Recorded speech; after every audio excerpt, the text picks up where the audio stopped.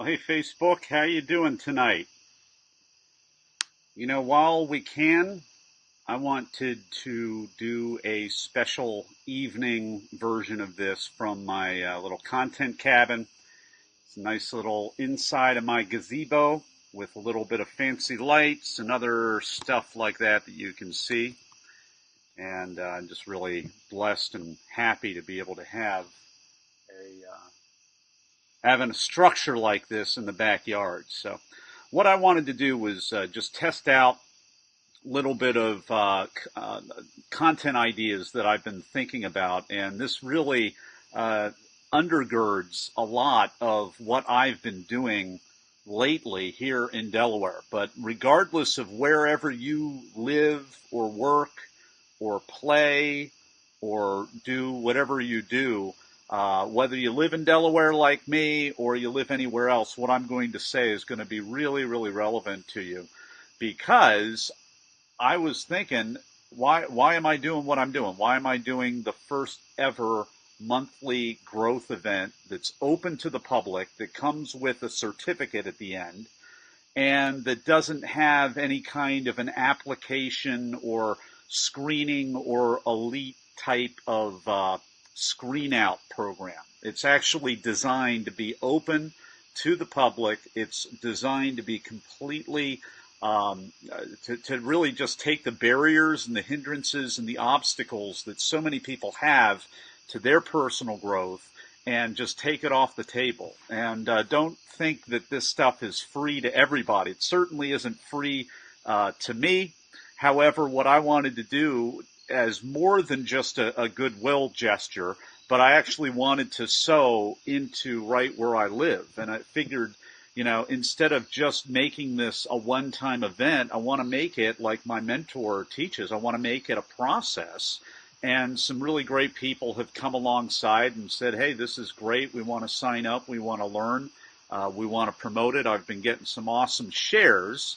And so we've been doing this monthly growth event, and it's just been really incredible. But that's not my point. My point, and why I'm doing this here today, is because I think today, it's Labor Day, so I'm at Starbucks. I'm at a new Starbucks that opened a month ago, and I got new ideas and new thoughts. And in this case, the thought that I got was really kind of a foundational thought. Sometimes we do things and we don't know the why behind the reason that we're doing things. But today I got the why. I got the foundational structural thought behind what I'm doing. And when I got that thought, I thought, wow, eureka, that really is the light bulb moment for me. Why have I been feeling so strongly about doing these Lead Max monthly events? Well, it's because in my case, and probably your case, wherever you live, Delaware is downsizing. And the drama has been bigger in Delaware than perhaps where you live, because we're such a small state and we've had such big business in our state. And we have changed about 40 years back. We changed our tax structure so that we could be kind of a tax and a corporate incorporation haven for a lot of businesses. I believe like half of the Fortune 500 companies, or half of some crazy statistic is headquartered in Delaware. Just I could be wrong on that, but I mean, it's a crazy statistic, and it's disproportionate. If you drove through my city of less than 70,000 people, you would think from the skyline you were in a city of maybe 500,000 people, because the skyline is pretty huge. It's not Philadelphia's skyline, but it's a pretty significant skyline. I mean, it's kind of reminded me when I lived in Akron, Ohio, which is a city of, I think, about 300,000 people. I think we have a bigger skyline than Akron, Ohio, and you probably don't know what the heck I'm talking about. You've probably never been to Akron, Ohio, but they have a little bit of a skyline there in Akron, Ohio. And it's all because we have such a corporate presence. So my question to you is, what happens when, because of economic factors, because of socio-political factors, because of just whatever factors are out there. The economy is overall in decline, even though we're not in a recession right now, thank God, and we're not in decline. But overall, things are becoming decentralized.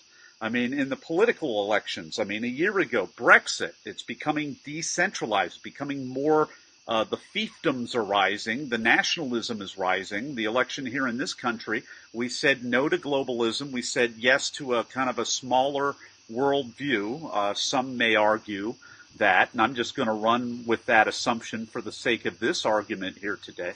So my biggest point is, when the world as we know it is downsizing, what can we do? What should we do? And here, in this little episode here today, what I want to do is suggest to you that this is the biggest opportunity in our generation, especially if you live here in Delaware like I do. This is the biggest opportunity we've had for growth in a whole generation. There is nothing like it. I mean, this is huge. This is absolutely huge. When all the people are wringing their hands and the politicians are going willy-nilly to try to attract anything that would be good for business, and we're not desperate here. I don't mean to make that impression. There's no panic. But there is, in a positive way, there's a real recognition by the powers that be, by the political entities, by the people in the mayor's office and the governor's office, that the future is not any longer in big business. The future is not in the giant conglomerate corporations here anymore. You know where the future is? And everybody knows it?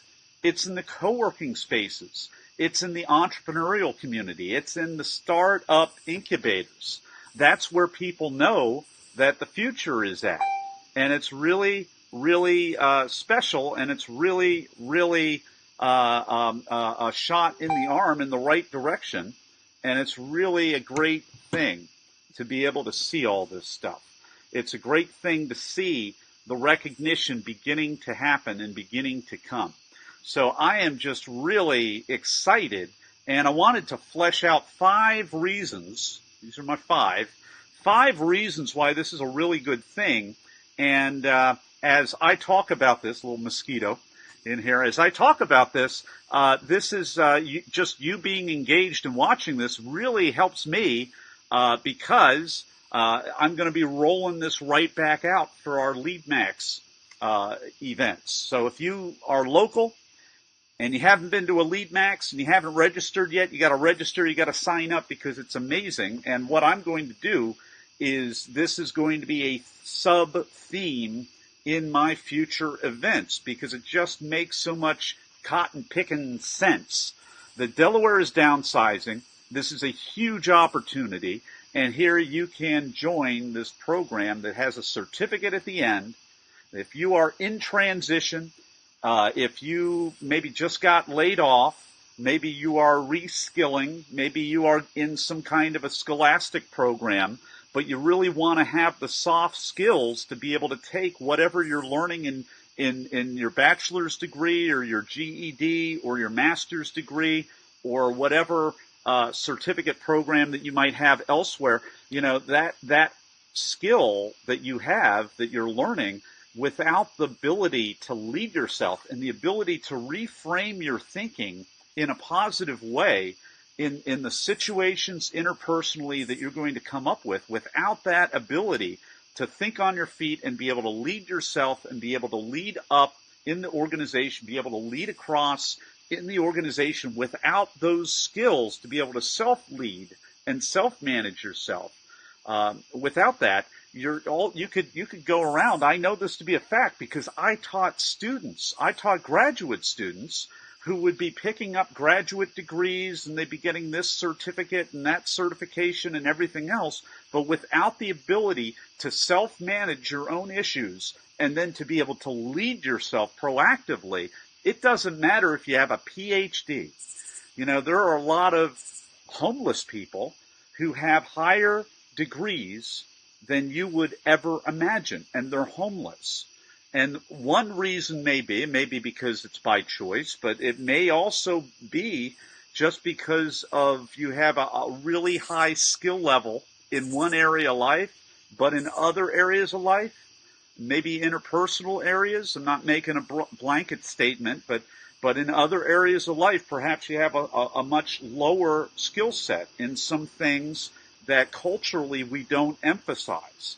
I have learned, because why am I saying this? Not because I want to talk myself into a corner. It's because I'm really the poster boy for being someone who has, I mean, I don't have a PhD, but I have a master's degree, and I used to teach graduate school, and I used to do all these things, and I just accumulate all of these certificates, certifications, programs, degrees, all of that, but without the ability for me to lead myself and to have the awareness and the recognition and the emotional intelligence and the social intelligence that I have learned, not so much from in this case, the John Maxwell program, but I would say the John Maxwell people. I mean, the program is great. The content that I learn and study and teach from John Maxwell is great. But what's even better than that? What could be even better than that? Seeing it lived out in other friends that I have, not just John Maxwell, not just the people at the top, but people that I've had relationship with for 3 years, 4 years, 5 years, 6 years in this program who are getting ready to ship off back to Paraguay next week. They're going to be down there changing the world, and I'm going to be here changing Delaware with all of you. And I'm happy to be here this time. I'm going to be a little sad, but I know that right now I want to be an agent of change right here. So more than the stuff that I'm learning, it's more powerful, the example of other people, as well as seeing the change in my own life. And I know there's a change in my own life because we packed out last month. We packed out our Leadwell event last month. I mean, I could show you pictures of it right now. I'm not going to, but we packed the place out in the library. We hit a threshold. We had influencers in the room. Very, very grateful. And I know that there is a massive change and there's a massive shift. Eric, buddy, it's always good to see you from Uruguay. Oh my gosh. So, yeah, sometimes Eric pops up here. It's always good to see him. So having said all of that, okay, I want to give you these 5 reasons why Delaware's downsizing, as well as the downsizing that's probably going on wherever you live in the world, even if you live in South America, like Eric, why it's a good thing. And it really comes from, I think it's a Jim Rohn quote that we always like to talk about. It says, when we change the way we look at things, the things we look at are going to change. And this is just a simple matter of, is the glass half full or is the glass half empty type of thing? Is it half full or is it half empty? Well, usually when we downsize and we do bailouts and we do consolidations and breakups and restructurings and layoffs and hatchet jobs and all of those things. Stephen from Vietnam, it's good to see you, buddy. Man, this must be international. Well, I guess if I do this a little later in the day, we get a new crowd here. Yeah, we get any smaller, we'll be too big for ourselves. Absolutely, Eric. So, this is just a reframing episode. It's a huge opportunity, but only for those who see and seize the opportunity. So if I'm a growth person, I'm a person that has a growth mindset. And you know what, folks? It's not because I was born with a growth mindset. I wasn't born with a growth mindset. I was born with the other mindset. I was born with the fixed mindset. You could call it the poverty mindset, the entitlement mindset, the lazy mindset. Yes, I'll say the L word, the lazy mindset. You know why? Because there are people that don't have a lot of resources. They don't have any privilege at all. They have every disadvantage except for one. They have somebody in their life. Maybe it's their mama. Maybe it's their dad. Maybe it's a friend of the family. Maybe it's a teacher or a faith leader. But they had some person in their life Maybe it was an author of a book like John Maxwell, but they had somebody in their life that didn't let them have an entitlement or fixed mindset. They said, your disadvantages today are your opportunities tomorrow if you will turn them. Every disadvantage, every problem contains the seed of an equivalent advantage. And if you're the type of person that has learned through hard work, not through being born with it, but you made the decision that says, hey, every time that I have a setback, I'm going to look for the real opportunity, become a better person, and to learn. That, my friends, is a growth mindset. So when we have downsizing and everybody around is losing their head and blaming it on you, like that Rudyard Kipling poem that Mrs. Harder made me memorize in the 10th grade, and I was complaining. And, after I graduated from college, I was really happy I learned that poem, If. You should look it up if you don't know what I'm talking about.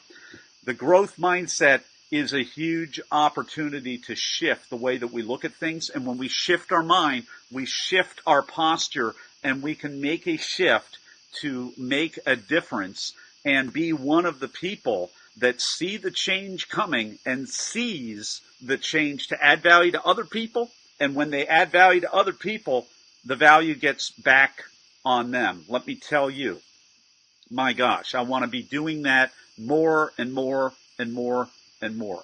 So we have step-up time. When it's downsizing time in the popular culture and the news is all bad and the media and the TV shows and the newspapers and all of that stuff is all about downsizing, it is time for you and for me to upgrade. And we do that by stepping up into personal empowerment. Donna, right down the street. Hey, Delaware represented here. This is great. All right.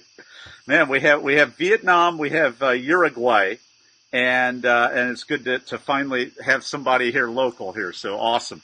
All right, so we're going to empower ourselves so that we can make a difference. When everybody else is wringing their hands, it's an opportunity to shift the way that we look at things, make a difference, and be able to step up and create a better present and a better future, which turns into a better present for us. Here's another reason why the downsizing of Delaware or wherever you live is a good thing. And this is probably more germane to Delaware just because it's been about 5 to 10 years that this has become a pretty acute issue.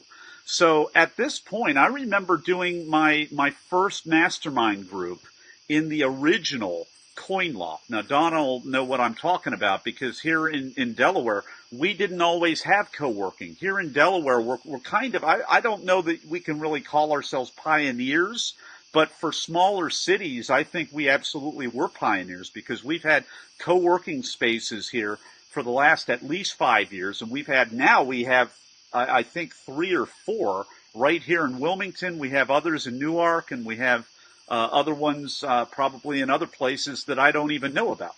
So after about 5 years of having these co-working spaces, having these startup competitions with the Kauffman Foundation and these startup weekends and the global startup battles and all of that, I found out, it was great because the people in my mastermind 5 years ago, they started arranging and organizing these events, and other people come in and whip the whole thing up, and it was great. But then the year after that, people, they would be leading, and they would be the mentors, and they would be the faculty for the startup weekend.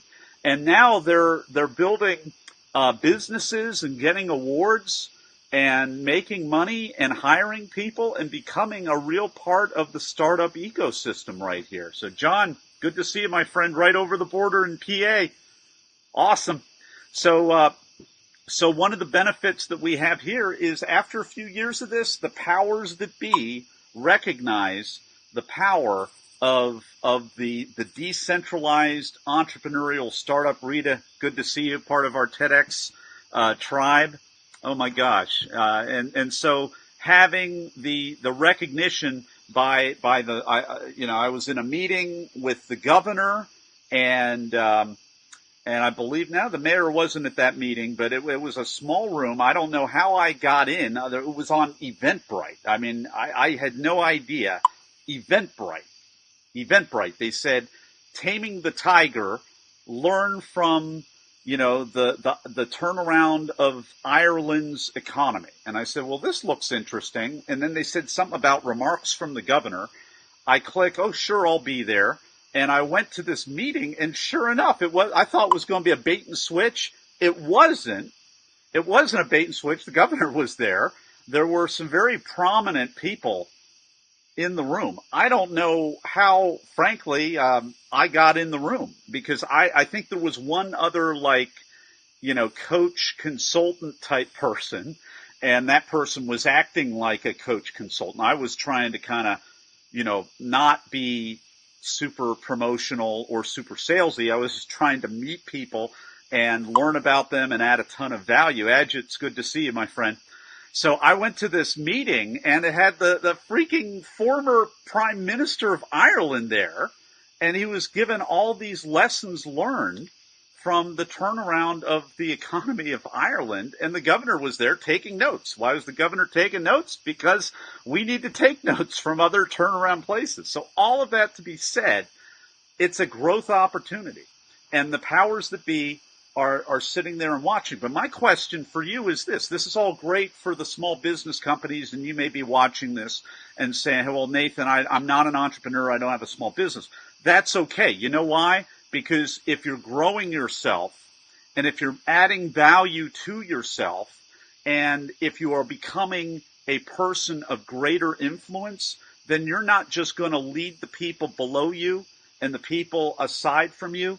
You're going to develop enough of a track record to start influencing other stakeholders and eventually develop such a reputation that you're going to be able to lead up. Yes, you're going to be able to lead higher than yourself. And when that happens, some of the powers that be, they may tap you for some things. I mean, there are people, I remember when not even a year ago, we had elections, and we elected here in Wilmington, we elected a CEO, a business person who had a massive role in the revitalization of Wilmington in an absolutely huge way. And he is now the mayor, and he put together an advisory committee, and there were people, here's my point, there were dozens and dozens and dozens of people on these advisory committees. And different for the arts, and for, different groups in society, different voting blocks and neighborhoods and all of that. And there were people assigned to advise the mayor and the mayor's cabinet. And there were people that I knew on this advisory committee. There were dozens and dozens and dozens. So my point is, maybe you are, middle management. Maybe you work in a cubicle. You know what? That's great. Okay. This is for you, because when you start adding even more value to yourself, and not just in, coding skills or certification skills, but in the soft skills. That is what we often overlook, because the soft skills is, the new awareness that you get when you rub up at, in the parking lot, or you rub up at the, the water cooler against that person that's just kind of annoying or irksome to you. When you're growing yourself and growing your soft skills, you may become aware of something inside of you that has nothing to do with that other person that is causing the rift. Or you may be aware of something that they're doing that you can just kind of, in a non-judgmental way, just kind of make them aware of and fix the issue. Or you could fix yourself. But those are the kinds of things that happen when we add value to ourselves in the way that I'm suggesting. So the powers that be are looking, and they're looking at you, they're looking at me. You want to make a difference. It's a great way to make a difference. Here's another one. Okay? Here's another one. We get a better perspective when we downsize and view that as a growth opportunity. When we just downsize and view that just the same way as everywhere else, then the whole opportunity is missed, because we're in panic mode, just like everyone else. But when we view it as a growth opportunity, we have a better perspective. We have a bigger perspective. We have a positive perspective. And I wrote a couple of notes here. I mean, culturally, why do we miss the opportunity? It's because culturally, as Americans, and I know I'm in the minority here because I think John may originally be from Africa, I believe. We have, who do we have? We have Donna, who spent a lot of time in Israel. We have Eric, who used to live in America, but he's expatriated in South America now. And we have Stephen over here, who is in Vietnam. And so I'm talking to the minority here, but if you're an American, we have a massive cultural bias, okay? And we think the bigger is always better. But I'm going to reframe this, because how do you get big in the first place? That's my question. How do you get big? I mean, boom. Do you just use hype to make everything big? Do you just pay for ads and everything becomes big? Well, not in the olden days, right? Not in the old-timey days. We had to work and we had to sweat and we had to, we had to work really, really hard for a really, really long time and get incremental change. And I think that there's a lot of good to be said for the American spirit of optimism and stick-to-itiveness and self-reliance. There can be really good traits to that. But you know what? When we just cave into this whole bigger is better mantra, we miss the goal. So if you think of, you can't see it right now, but all around my gazebo here is my garden. And last year we actually had an active garden. And we had plants in this garden last year. And you know what? When we bought the plants, they weren't very big. They were little seeds and they were little saplings. They weren't very big at all. So my point is, all healthy things grow. And the only way that they get big and ginormous is to start out small. So that big thing that you saw, the big, too big to fail banks that we have today, that probably may not be a good thing, too big to fail and, all of that. But, they started with ethical, hard work. And I hope they're still ethical. But, I just heard something about a very large bank that had, the CEO said, oh, we're fixing everything. And they found out there were like 100 million fake accounts. So I'm just like shaking my head a little bit. But aside from that, even there, 100 years ago when that bank was starting out, or a couple hundred years ago, however long it's been, it was ethical, hard work, honesty, all of those good things. And it started out small, and small, consistent things over time will pay off. And that's the truth for you and for me. And here's what's not always the reality for you or me. We don't always have the big, huge success. Sometimes there's a little bit of a deck stacked in favor of too big to fail, and that can sometimes not be a good thing at all. But you know what? There's always the seed of a better advantage if you choose to step up with character and really make the hard choice to change how you're going to view an otherwise devastating setback. Now, can I just hit the pause button on this? Because I just like to say, when I'm kind of preaching this great rah-rah sermon here, which is what I'm doing right now about being resilient and choosing to have optimism and choosing to put the best spin on it and pressing ahead the next day. I just want you to know I struggle with this stuff at least as much as you do. I mean, there are some people that are liking and putting emojis out, and you guys have started amazing businesses. You guys are really the ones that I should hand over the microphone for you to preach to me. But you know what? I think it does help us just to articulate certain things. It does help us accountability-wise, kind of put ourselves on the line a little bit. But I just want to acknowledge, resilience is something that is not yet a strong suit for me. It's something I work at a lot. It's something, when I get clobbered with a limiting thought that I haven't recognized yet, it is really difficult. And you know what? That's why I signed on with John Maxwell. That's why I've met many of you that are here, clicking on this thing here today. It has been as great as the content and the example of John Maxwell has been, and it's great content because he's written only three other people, nonfiction writers, from what I heard this week, only three other people who are nonfiction writers have penned 5 separate million copy plus bestsellers. So great stuff. But even better than that has been meeting many of you and seeing your example and watching you live these principles. I mean, that is a different kind of influence, not just when the figurehead at the top, the thought leader at the top, the guy that sold the 25 million books at the top.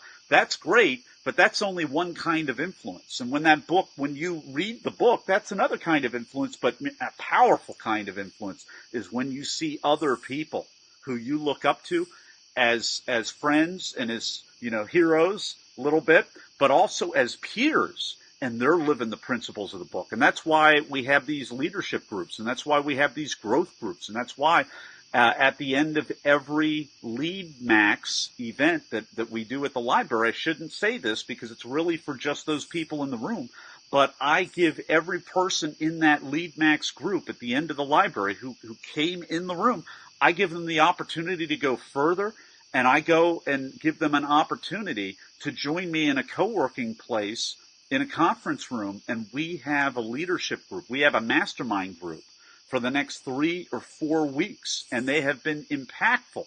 Oh my gosh, it has been impactful. Can I just go off on a little tangent and tell you how impactful it is? I mean, my friend Sharon, my friend Sharon has been coming to the most recent one of these, and she has been telling me all this stuff. She is like a fundraiser. She's raised all kinds of money for cancer research and gotten all kinds of credibility here locally because of all the money that she raised. And she is a leader.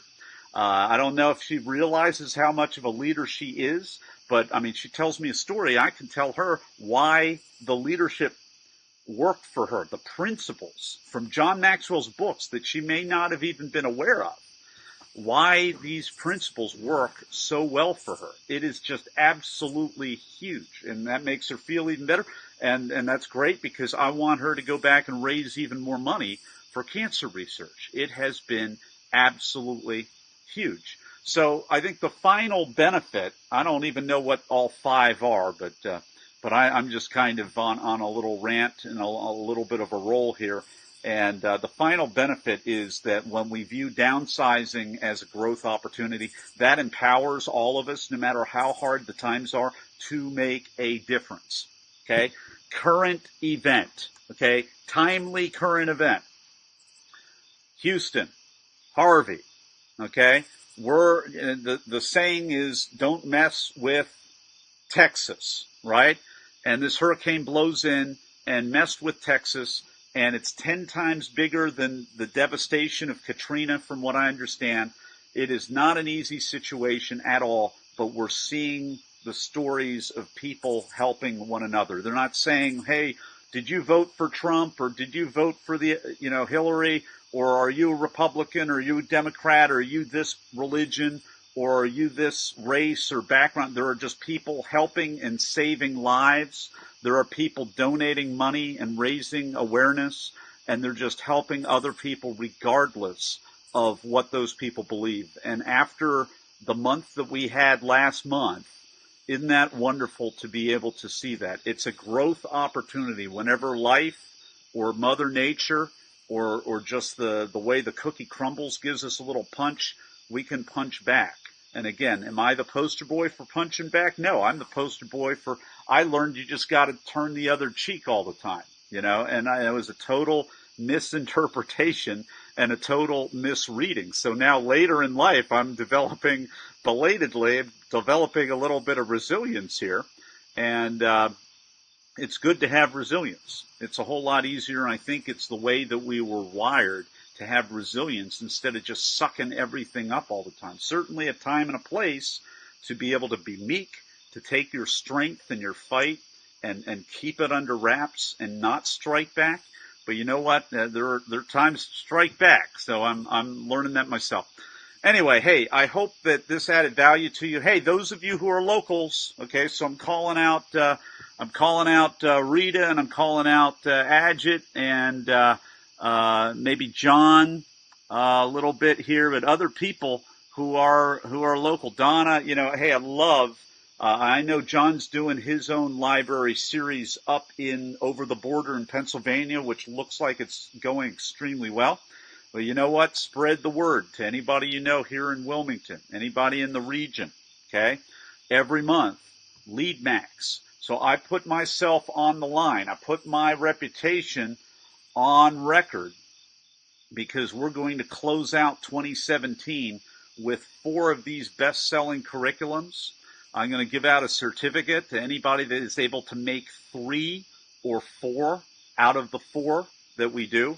And then we're going to roll it right on over into 2018. We may still be in the library. We may go to a different place in 2018, but we're going to continue with this. You know why? Because I don't want to stop there. There are a lot of organizations that are losing revenue, losing market share. The teams are atrophying. The teams are, always being combined and then taken apart, and there are always new people on the project team, and there are just so many tools. It doesn't have to be a loss of huge momentum. You can recoup if you're a project manager, if you're an executive, if you're a department leader, if you lead from the middle. It doesn't have to be a drastic loss of momentum. There are tools at your disposal. There are resources that I am giving for free to the community that you can easily send your team to, or, you know what, you can bring me into wherever you are. You can bring me in, and then we'll get that magnifying glass, and we'll do a custom program to target whatever momentum that you don't want to lose and whatever changes you have on the horizon. It's going to be absolutely critical for you if you want to maintain your number 1 positioning in the market, that you can't lose momentum. Or if you're number 2 and you're trying to overtake number 1, you've got to not just keep your momentum and guard your momentum, but you've got to implement the elements of high-performing culture wherever you are. So anyway, that's my little commercial. And the point of the commercial isn't the commercial. The commercial is what I've learned in the last 6 years of the John Maxwell team as a founding partner is this one thing. And that one thing is I can't do it alone.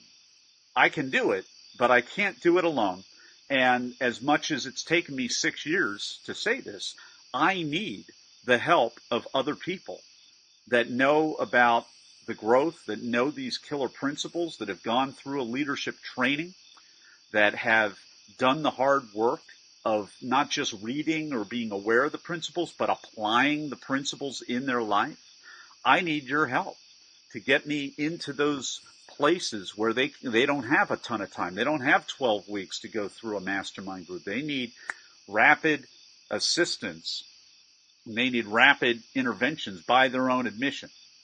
So anyway, that's another dimension of what I do for Delaware, and I know that the only way that I'm going to be able to help inside an organization is by bringing the rest of Delaware and the rest of the world into the library, partnering up with a killer institution like the Wilmington Public Library, teaming up with them, opening up our doors without any application, without any fee, without any kind of qualification other than you do have to register, and don't just like it on Facebook. You have to actually register and get a confirmation. But we've opened the doors to make a difference. So I hope to make that difference with you, and I eventually hope to make that difference in the lives of other people that you know, their organizations, their teams, and there's so many ways to do that. But anyway, for now, the night is maybe young, but we are just under 40 minutes on this Facebook Live. I just so appreciate all of you who have jumped in here over the course of these last 40 minutes, and especially those of you who put little nice emojis and little thumbs up, little love hearts, and our expatriate friends, as well as international community that jumped out there at the beginning. It's awesome to see all you guys. Thanks so much. Take care. And it was real fun coming at you from the content cabin this evening instead of just the front porch or wherever I normally go. So Anyway, take care, all you guys.